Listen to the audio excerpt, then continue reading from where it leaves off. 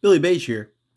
The next pull from All Star 6, Necronominous Wave 2, uh, is Sir Enoch. This is a fantastic Templar, a good base for a lot of customs, and just like a lot of value already in the box. So let's go ahead and just pull him out because just like Thrasis, the I might do these videos out of order when posting them. He comes with a lot of stuff. So yeah, let's just take a look at that real quick.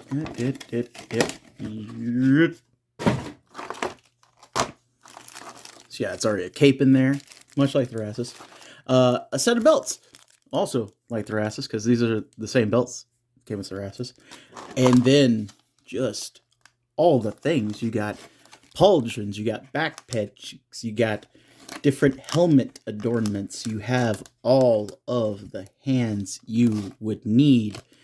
Two different shield clips, the handle and the one that goes around the forearm, a different head peg, another back peg, and a shield, again with a little piece that pops out, a little buckler piece there.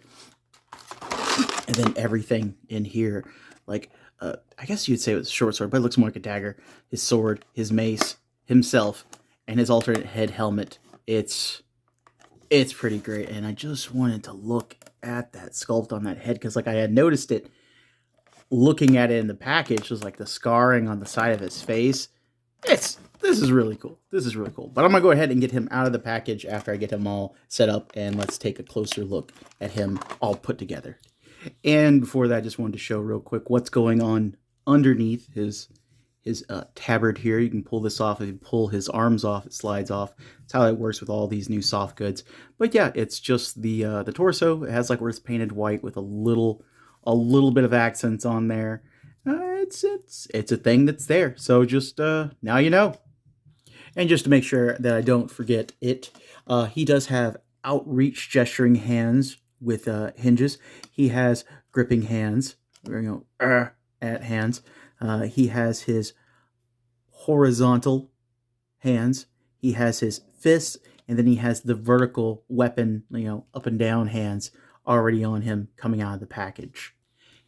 And I almost forgot to say, I'm like, besides him having an amazing face sculpt, you can just also like rip that thing off because he has the same kind of blah, blah, blah, blah, blah, the same kind of like face as, oh my goodness, I never finished reviewing the Necronominous Wave. I can't remember names. Um, uh, uh, there we go. Yeah, that's the name right there. But yeah, it pops off, and you can swap out that skull faceplate there. Sir Enoch with all his belts in place, his shoulder pauldrons, his sword, his shield, does look amazing. This is, I mean, like, Templars aren't my favorite kind of knight, but this is an exquisite looking knight. I even down to this shield, just like differences in paint on this armor with the highlighted detail of just adding the red and the gold trim to certain areas and certain patterns has really just made it pop. The rivets painted there just makes it look more prestigious. It's fantastic. Now, I don't have his dagger on there because his long sword sheath has where it goes in there. You can just basically swap these out. You could have him with his mace, or you could have him with his cape on. Now he does have this. This is more like a riding cape than it is like a cloak. Well, this is more like a cloak than it is a cape. That's my bad. It's like a riding cape because you can put him on with, like, its deacon is the horse that came in this wave. I can't remember all these things. There's so many names. Seriously, over 200 figures, guys. 200. Um, Probably more than that at this point. But yeah, I can have him. Yeah, I can do it like this. It does have where it's like it goes over. So, like, does it have where it makes it like look the most dynamic? Oh my god, the reflection of the white on there is kind of odd. But yeah, it's a little bit more to work with the cape, cloak. Riding Cloak. I gotta remember these things. But yeah, it's not my favorite. It is very well made, but with the shoulder armor on there, it kind of feels kind of bunchy. But again, if he's on a horse, it kind of looks right. Like, hey, it's like that. It's almost like a medieval raincoat.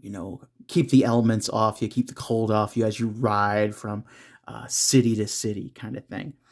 He does come with an alternate helmet there, and it looks pretty dope. It's got like two different versions of the adornments on the side there, and I think they originally came with the relic guard.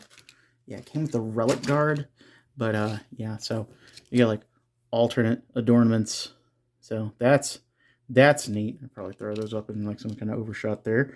But another thing that he does come with, which is kind of neat, is he comes with an alternate neck peg. The alternate neck peg has where it's shorter than the standard one, so you can actually have where, if I believe it was for the helmet, so it has where it sits closer to the chainmail, or it's vice versa. So it just has where it just looks like he's wearing a helmet, and it has where it's not like raised up and kind of odd looking. But yeah, that's a thing you can do. Now, articulation on Sir Enoch. Yeah, I worked with an Enoch one time, so yeah, Enoch is like all the Valiant Knights, which is like the new standard for the knight bodies and everything. So he does have where he has like where you can look up so far, and then you can work that hinge back so he can look up even further, like looking at a dragon about to crush him with his foot. He can go side to side, around, everything like that. You can swap out for the shorter neck peg, and well, actually, I can't remember if this is a shorter or longer one. There's so many different neck pegs with this guy. It's two, but it's still a lot. With the pauldrons, you can hinge them up so far. Then you can get the arms up into a T-pose. Just about completely a T-pose, if I can get it up. There we go. Yeah, and it doesn't look too awkward. I like how it works with these pauldrons. The drapey ones are kind of, but like the smaller pauldrons like this work really well with the Valiant Knight body.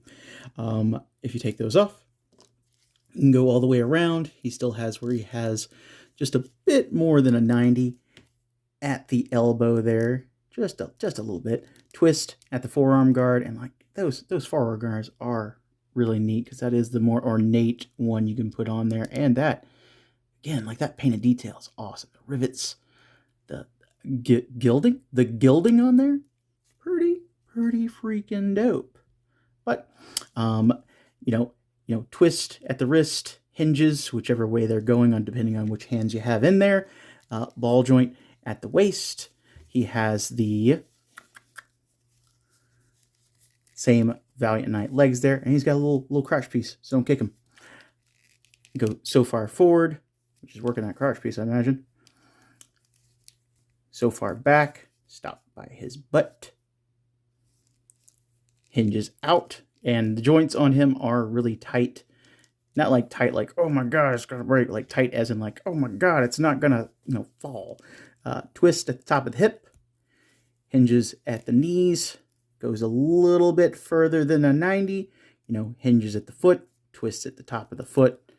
And then he also has the ankle rockers. They're always generous on these. This one is a little tight though. There we go. Just gotta get oriented right.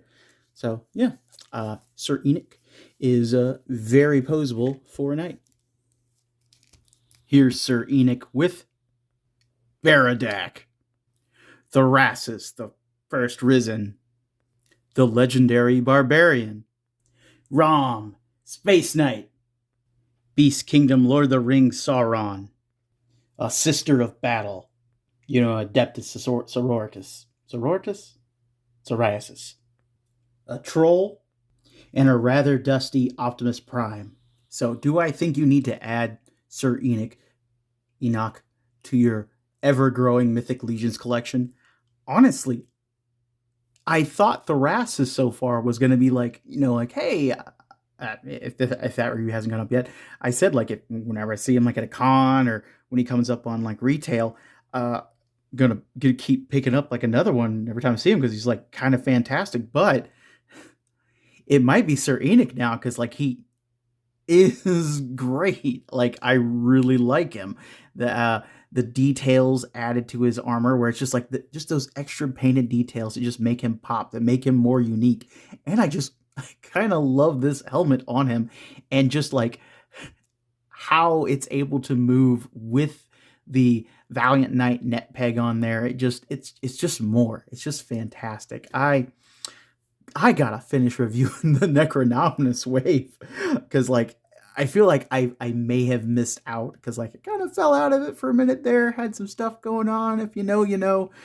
Moving on, moving past it. But yeah, this is dope. Retail price, I think it's still $49.99. I'll have it throw down the bottom left hand corner, but I think it's worth it. I think it's worth picking up because he has so much stuff. It really makes it easy to recommend a figure if it has that kind of, let's be real, even if it's a little bit more than $49.99, that's still a lot. $49.99 was a lot for a figure. 55 is a lot for a figure. 60 is a lot for a figure. But this guy does come with a ton of stuff, a ton of extra hands. Those are the things that like I look at and go like, hey, that's added value. That's the stuff that makes that larger price there worth it to me. Even if I don't use all the pieces, I'll have the pieces. And then I'll add to my pile of pieces. And then my pile of pieces will grow. And then I'll have more plastic pieces than the other plastic dragons out there. But let me know what you think down in the comments below. Do you think the added detail on here is worth it? Do you think this has where it's worth the price tag there? Are you looking for this figure? Are you looking forward to this figure? Do you have this figure? Let me know down in the comments. If you haven't already subscribed, hit the subscribe button. I'll see you in the next video. Later, guys.